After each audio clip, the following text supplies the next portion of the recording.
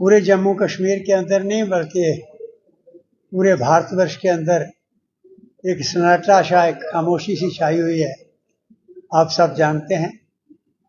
और अब तो पूरी दुनिया के अंदर हैरानगी भी और अफसोस भी जताया जा रहा है कि ये हो क्या रहा है। मैं कई दफ़ा कहता हूँ डोगरा सदर सभा की जब भी आपके साथ कोई इंटरेक्शन होती है कि हम उस रियासत के अंदर हैं जो एस्वाइल रियासत है, जिसकी मुकाबले की कोई एस्टवाइल रियासत, कोई यूटी पूरी दुनिया में धरती पर नहीं है।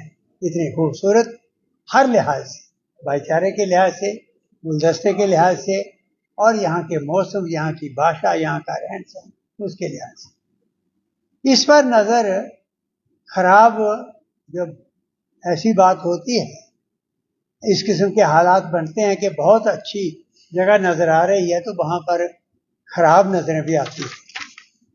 तो यहाँ पर खराब नज़रें तो रही बड़ी देर से, खासकर पिछले 7-8 दशकों से, जब से हिंदुस्तान पाकिस्तान का बंटवारा हुआ तो ये साजिशें यहाँ चलती है। जिस साजिश के शिकार यहाँ के सब हर खित्ते के लोग होते रहे। अब ये जो इस वक्त घटना घटी है, बहुत दर्दनाक और बड़ी घिनौनी घटना घटी है पहलगाम के अंदर, जो हमारी कश्मीर के अंदर भी एक बहुत खूबसूरत जगहों में की जगह है, उसके अंदर। और हमारे बेकसूर जो बेचारे उन वादियों के अंदर एक अपनी कुछ दिन बिताने के लिए आते हैं और ज़िंदगी का कुछ हिस्सा जो यादगार बन जाए उसके लिए आते हैं, वो आए। उनके साथ क्या हुआ आपको बताने की ज़रूरत नहीं, आप सब अच्छी तरह से जानते हैं, आपके थ्रू लोगों को पता लग रहा है। घटना घटी जिसमें हमारे वो लोग, वो टूरिस्ट जो आए थे यहाँ एंजॉय करने के लिए, अपनी एक यादगार ज़िंदगी के साथ ले जाने के लिए, उनके साथ क्या हुआ, हादसा हुआ, ये भी आपको पता है। उसके बाद दोनों देशों की तरफ से कोई रिएक्शन लोगों की तरफ से और गवर्नमेंट्स की तरफ से भी आने थे, स्वाभाविक थे। अब वो जो रिएक्शन आ रहे हैं उनको लेकर हम आपके सामने आए। एक तो सबसे पहले डोगरा सदर सभा यहाँ बैठे हैं, ये हिंदू, मुस्लिम, सिख, ईसाइयों का गुलदस्ता जो बनाने वाले स्टेट के थे बुजुर्ग, उनके हम जानशीन हैं, उनकी ये संस्था है।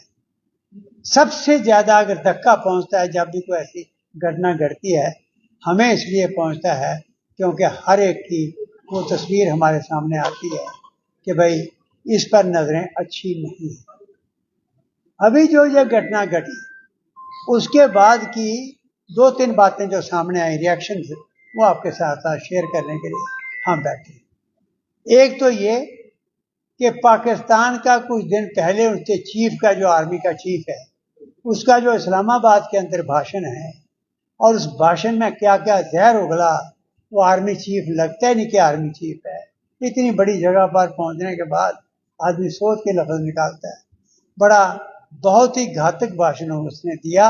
एक तो वो चीज़ हम स्ट्रांगली कंडेम करने के लिए बैठे हैं कि ये एक चीफ का भाषण नहीं है, ये चीफ का भाषण है। और उसका असर हुआ है, उसका असर दूर तक नजर आया है। यहाँ हिंदू मुसलमान की बात भी हुई और यहाँ कश्मीर की बात भी हुई, जिस पर उसने अपनी बात रखी, और उसको हम स्ट्रांगली कंडेम करते हैं। और दूसरी बात ये कि जिस तरीका से यहाँ ये घटना घटने के बाद पूरे तीनों खित्तों में जो पुरानी हमारी स्टेट यानी जम्मू, कश्मीर और लद्दाख के अंदर कंप्लीट बंद हुआ, बिला लिहाज मजहब मिलत हर इंसान बाहर आया, उसने कहा कि ये गलत हुआ है और स्ट्रांगली कंडेम किया है।